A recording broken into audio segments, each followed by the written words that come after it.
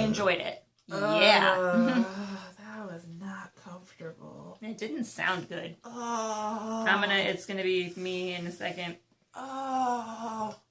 Oh, yeah. Normally you can't even hear yours. Oof. Every once in a while when you can, though, they're, like, very audible. And then it's like, oh, where the fuck did that come from? That's not me. That's Amber's job.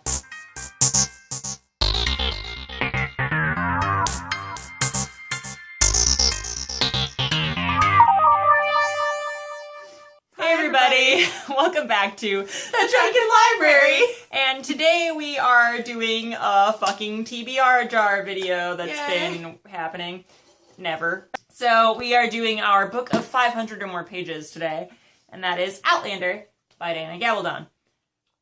This motherfucker. I like it. We're also drinking this wine today, which is a red wine blend that's called Outlander. We bought this ages ago. Because of the name. With the intention of drinking it in this video. So we haven't tried it yet, so we're going to do that now. It's probably going to be gross. It doesn't smell very good. Yeah, it's pretty gross. I don't like it. I'll drink it.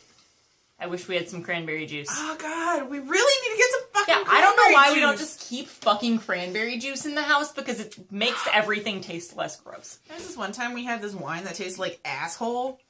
Like hot fucking asshole. Like somebody so ate disgusting. a whole bunch of spicy food and some and then diuretics. just like vomited into or pooped into our mouths. Into their mouths and then vomited it out, and then we drank it. And that's what it tasted like. Fucking gross. In case you're wondering what this wine is, it was by Cupcake, the brand Cupcake, and it was the angel food cake. Yeah. So gross. Don't ever buy it.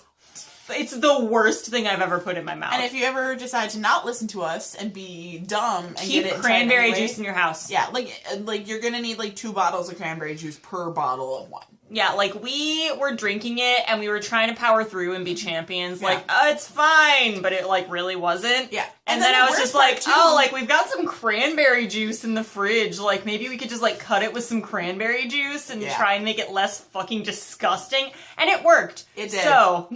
And the worst part is that when we were trying to power through, I'm a faster drinker than Sam, so I was like, oh, I'm just gonna fucking do it. So I like drank an entire glass of that shit, and she was like 2 sips in, and then she's like, oh, hey, cranberry juice. And I was like, this tastes like old tire. Yeah. It's not good. No. With maybe a little bit of engine oil mixed in. Ooh, that's fucking sexy. I have a weird idea. Soda? Do we have any? That's pretty good. Kind of. Almost. We're mixing fucking Pepsi with our wine tonight because we're classy as shit and because this is disgusting. So anyway, this fucking book. Okay, so this motherfucking book it was written for Amber. This book was written for Amber when she was like actually, let me look at how old you were when this bullshit came out. Published in 1991. Amber was 1 year old when this book came out. I was probably not even a year old. Probably not. It depends at what point in 1991 this book came out. But Diana Gabaldon was sitting at her home in where the fuck ever she lives. Yeah, like Arizona or some shit. UK. Or but she was sitting there just chilling. Yeah. She's like, there's this girl in Wisconsin. She's just like a baby. But, like, one day she's gonna grow up and she's gonna need to read this book. And so I need to write it. And that is how Outlander came to be. Yep. That is from Diana Gabaldon's unauthorized biography written by the Drunken Library. It's fucking time travel.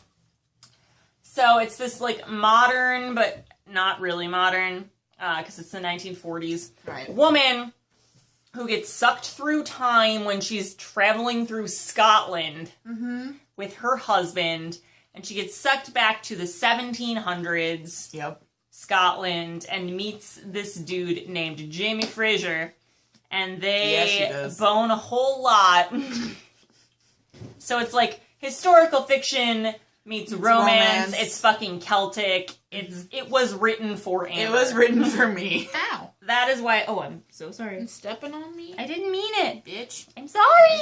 You just said you loved me. I do love you, but you're still bitch. You're stepping on me. I'm a bitch for a lot of reasons, but that's neither here nor there. This is actually seriously pretty legit. I hate it a lot less now. If you have to mix your wine with literally anything to make it bearable, buy a different wine. Yeah. But that's not what this review is about. I don't know. It's life advice is very important. We give good life advice. If you need... Also, I think so far the thing is white wine, mix it with cranberry juice. Red wine, mix it with Pepsi. Weird. Who knew? But, so this book, Claire is the main character. Yes, she is. She is kind of a firecracker. I like her. Yeah, yeah. And I kind of like how, too, because you know how sometimes you're reading a book and people are like, oh, this is the situation. And then it's a situation and you're like, oh, okay, well, they know everything. And then other times, like in this book, there's a couple situations where she's like, you know, like, oh, and this is what's happening, and that's not what's happening. And then later you find out and you're like, oh, shit. Mm-hmm. Well, it's nice because you get her perspective on it. Mm-hmm. Oh, it's first person. Because it's first person, and because she's not, like, an, you know, omniscient, like, narrator. Mm-hmm. You get this weird, like, you learn things as she does, which is kind of cool, because she's still trying to figure out how society works in the fucking 1740s or something. Yeah. Yeah.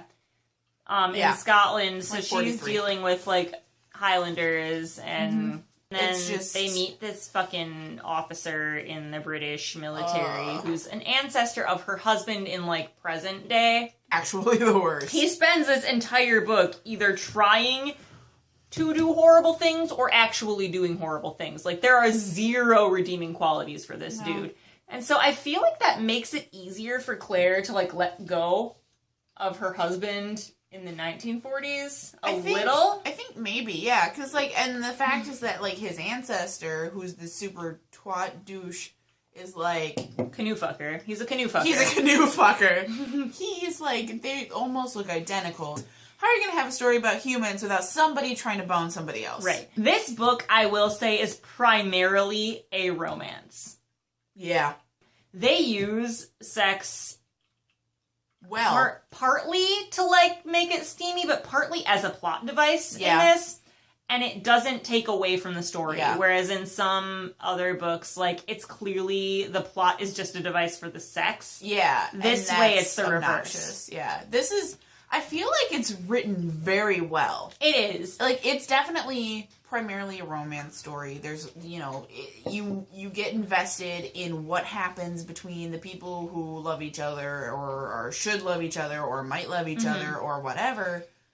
But, like, it's written very well. And I feel like every part of this book is very interesting. It is. I also feel like I would like any one of these characters without their relationships. Yeah. Like, I would like Jamie without Claire. I would like Claire without Jamie. You know what I find fascinating? Dougal. Dougal is fucking cool. He's really fucking cool. I mean, I don't know if I'd actually want it. Or, like Colin's kind of interesting in a different way.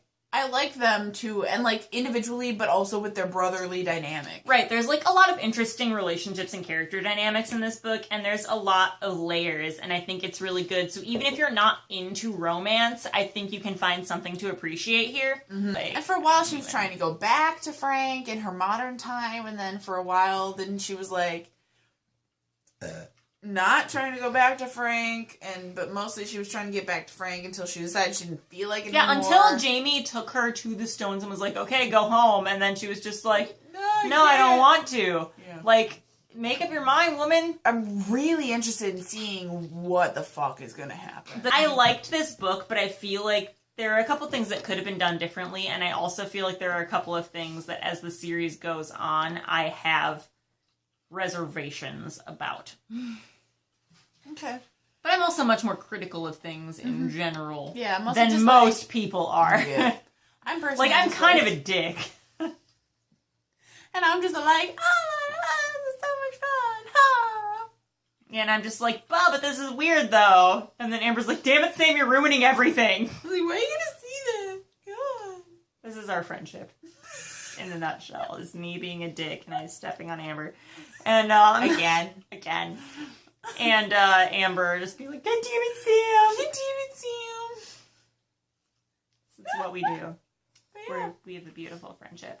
But yeah, so Outlander, we said almost nothing about it. Give it a read. Let us know what you think, or speculate with us about what you think's going to happen next. I don't want any spoilers, personally. No, not like if you've read it, tell us spoilers, but like if you have only read the first one, what do you think might happen? Speculation kind of things. Yep.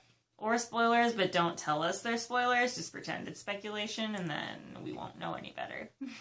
True. Or, honestly, can we judge anyone for spoiling us on anything? No. Because we literally fill every video with spoilers That's ever. all we do so, all the time. Like, if you want to get revenge on us for spoiling any book ever, just do it, and it'll be fine. That's fair. But yeah, so that's Outlander by Diana Gabaldon. It was our book of 500 plus pages. I'm almost caught up on the TBR jar, you guys. I'm not. Yeah, like this video, comment, subscribe, do the shit with the shit. Yeah. Have a great day. Bye.